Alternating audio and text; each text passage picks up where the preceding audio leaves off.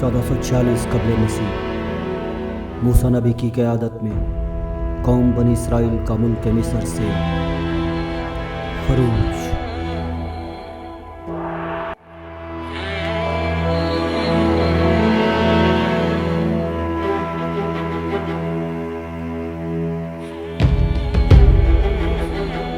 خروج پہلا باب اور اس کی 8ویں آیت سے۔ تب مصر میں ایک نیا بادشاہ ہوا جو یوسف کو نہیں جانتا تھا، اور اس نے اپنی قوم کو لوگوں سے کہا، دیکھو اسرائیلی ہم سے زیادہ اور قوی ہو گئے ہیں، تو آؤ ہم ان کے ساتھ حکمت سے پیش آئیں، تا نہ ہو کہ جب وہ اور زیادہ ہو جائیں اور اس وقت جنگ چھڑ جائے تو ہمارے دشمنوں سے مل کر ہم سے لڑیں اور ملک مصر سے نکل جائیں۔ اور انہوں نے ان سے سخت محنت سے گارا اور اینٹ بنوا کر اور کھیت میں ہر قسم کی خدمت لے لے کر ان کی زندگی تلخ کی۔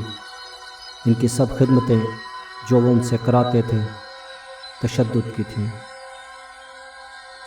اور فرعون نے اپنی قوم کو تاکیداً حکم دیا کہ ان کا جو بھی لڑکا پیدا ہو اسے دریا میں ڈالا جائے، اور جو لڑکی پیدا ہو اسے جیتا چھوڑا جائے۔ ایسے میں پیدا ہوئے موسیٰ نبی۔ 3 ماہ تک اس کی ماں نے اسے چھپائے رکھا، اور جب اسے اور زیادہ چھپا نہ سکی تو اس نے سرکنڈوں کا ایک ٹوکرا لیا اور اس پر چکنی مٹی اور رال لگا کر لڑکے کو اس میں رکھا اور اسے دریا کے کنارے جاؤ میں چھوڑ آئی۔ بعد ازاں وہ بچہ فرعون کی بیٹی کو ملا، اور فرعون کے پوتے کے طور پر شاہی محل میں جوان ہونے کے باوجود موسیٰ کی ہمدردیاں ہمیشہ اپنی قوم کے لوگوں کے ساتھ رہیں۔ اور جب موسیٰ بڑا ہوا تو باہر اپنے بھائیوں کے پاس گیا، اور ان کی مشقتوں پر اس کی نظر پڑی، اور اس نے دیکھا کہ ایک مصری اس کے عبرانی بھائی کو مار رہا ہے۔ پھر اس نے ادھر ادھر نگاہ کی، اور جب دیکھا کہ وہاں کوئی بھی دوسرا آدمی نہیں ہے، اس مصری کو جان سے مار کر اسے ریت میں چھپا دیا۔ اور جب یہ فرعون نے سنا تو چاہا کہ موسیٰ کو قتل کرے، لیکن وہ فرعون کے حضور سے بھاگ کر ملک مدیان میں جا بسا، جہاں موسیٰ نے مدیان کے کاہن یترو کی بیٹی سے شادی کی۔ پھر 40 سال بعد خدا ذوالجلال نے کوہ سینا کے سائے میں ایک جلتی ہوئی جھاڑی سے موسیٰ کو یاد کیا تاکہ وہ اس کی قوم کو مصر کی غلامی سے نجات دلائے۔ بائبل مقدس کی اس حقیقی اور عظیم کہانی کے بارے میں وقت گزرنے کے ساتھ ساتھ بہت سے ابہام اور غلط فہمیاں پیدا ہو چکی تھی۔ ایسے میں سامنے آئے امریکہ کے عظیم محقق اور ماہر آثار قدیمہ ران وائٹ۔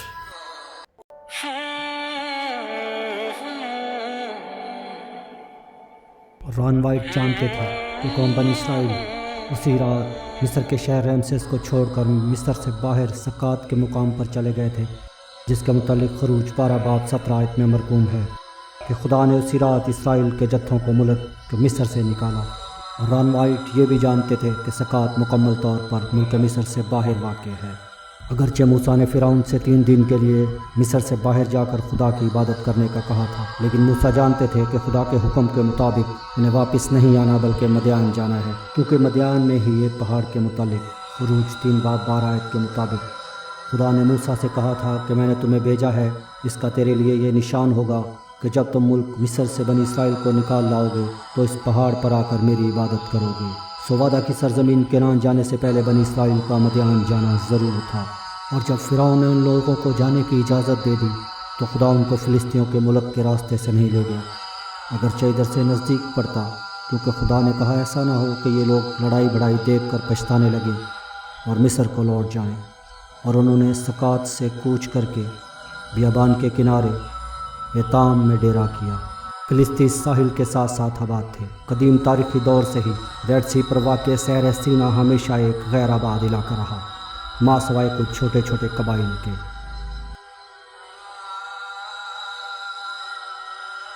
اس لیے بائبل مقدس میں اس علاقے کو بجا طور پر بیابان کہا گیا ہے۔ سو جب قوم بنی اسرائیل نے سینا کے بیابان کے کنارے ایتام میں ڈیرے لگائے تو وہ ریڈ سی یا بحر کلزم کے ایک بازو جسے گلف آف عقبہ کہا جاتا ہے کے شمالی کنارے پر موجود تھے۔ اور خداوند نے موسیٰ سے فرمایا کہ بنی اسرائیل کو حکم دے کہ وہ لوٹ کر مجدال اور سمندر کے بیچ فی بخروت کے مقابل لاب الصفون کے آگے آگے ڈیرے لگائیں، کہ آگے سمندر کے کنارے کنارے ڈیرے لگانا، اور فرعون اسرائیل کے حق میں کہے گا کہ وہ زمین کی الجھنوں میں آ کر بیابان میں گر گئے ہیں۔ اگر قوم بنی اسرائیل ایتام سے شمال کی طرف اپنا سفر جاری رکھتے تو بہت جلد اور آسانی سے محفوظ مقام تک پہنچ سکتے تھے، لیکن یہاں خدا کا ایک اور بڑا منصوبہ تھا اپنے لوگوں کے لیے۔ سو وہ جنوب کی طرف مڑے اور گنجان پہاڑوں کے درمیان 18 میل لمبے اور 75 فٹ چوڑے اس بل کھاتے راستے پر چلتے ہوئے، جسے آج کے دور میں مقامی زبان میں واری وائیو کہا جاتا ہے، جس کا مطلب ہے بل کھاتا ہوا راستہ ساحل سمندر کی طرف۔ جب قوم بنی اسرائیل اس راستے کے اختتام پر کلزم کے اس ساحل پر پہنچی تو وہ لوگ انتہائی خوف زدہ ہوئے، کیونکہ انہوں نے خود کو سمندر اور مصری فوجوں کے بیچ پھنسے ہوئے پایا۔ ران وائٹ اور ان کے 2 بیٹوں نے اسی جگہ پر اپنی اسکوبا ڈائیونگ ریسرچ کے دوران یہاں سے بحر کلزم کی تہہ سے رتھوں کے پہیے، رتھوں کے ایکسل اور ایک ایسا پہیہ بھی دریافت کیا تھا جو سونے کا بنا ہوا تھا۔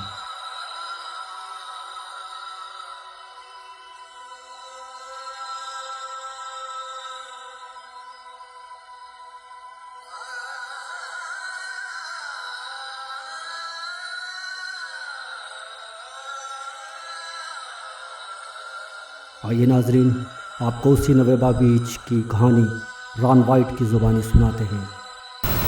Okay, we're out here at the beach that the Israelites came out on when they came out of the canyon system that they had been following by the leading of the cloud, and of course following Moses, who was following the cloud. And they came out on this beach and proceeded to the south, which is this direction.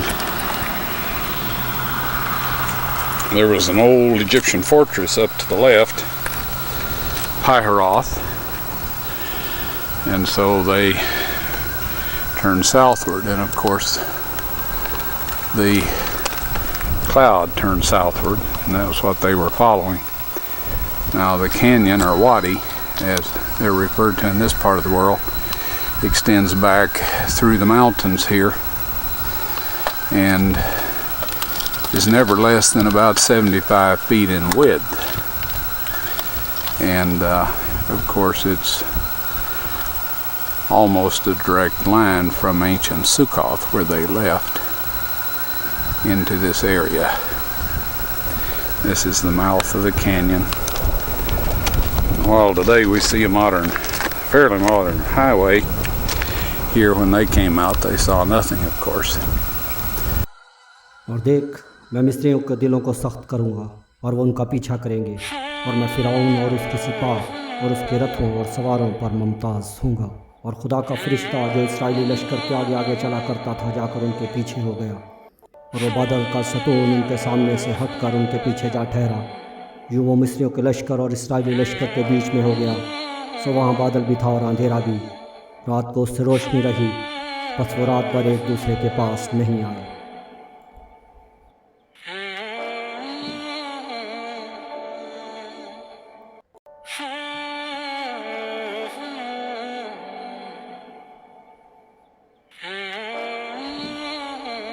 اور خداوند نے موسیٰ سے کہا، تو کیوں مجھ سے فریاد کر رہا ہے؟ بنی اسرائیل سے کہہ کہ وہ آگے بڑھیں، اور تو اپنی لاٹھی اٹھا کر اپنا ہاتھ سمندر کے اوپر بڑھا اور اسے 2 حصے کر، اور بنی اسرائیل سمندر کے بیچ میں سے خشک زمین پر چل کر نکل جائیں گے۔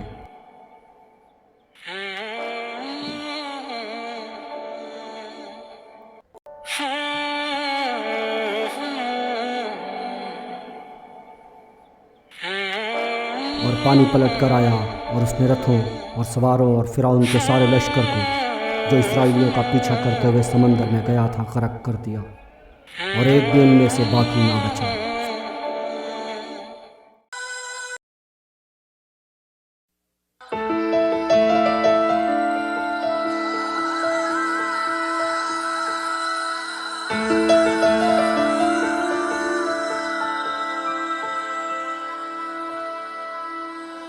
Hero shepherd of Israel,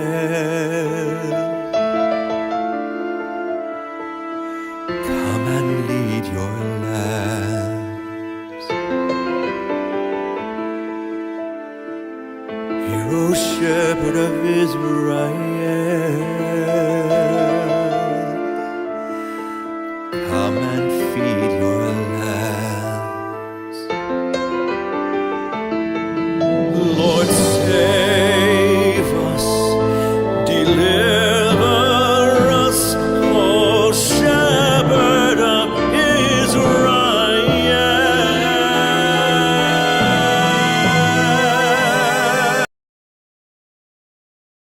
ناظرین، اس ویڈیو میں ہم نے امریکہ کے مشہور اور نامور محقق اور ماہر آثار قدیمہ ران وائٹ کو خراج تحسین پیش کرنے کی ادنا سی کوشش کی ہے۔ ہمیں امید ہے کہ ہماری یہ کاوش ہمارے لیے اور ہمارے دیکھنے والوں کے لیے باعث برکت ٹھہرے گی۔ اس ویڈیو میں ہم نے ران وائٹ کے کام کو اردو میں ترجمہ کیا ہے آپ ناظرین کے لیے، تاکہ ان کا یہ عظیم کام دنیا میں زیادہ سے زیادہ ناظرین تک پہنچے۔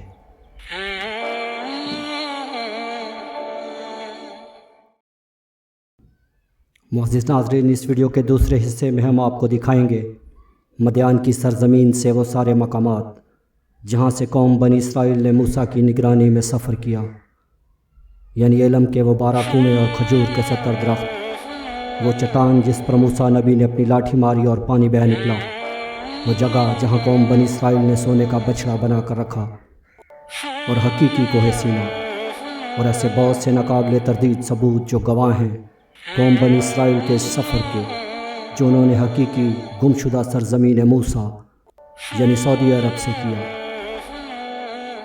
اس سفر میں آپ ہمارے ساتھ چلیں گے مدیان سے کنعان تک۔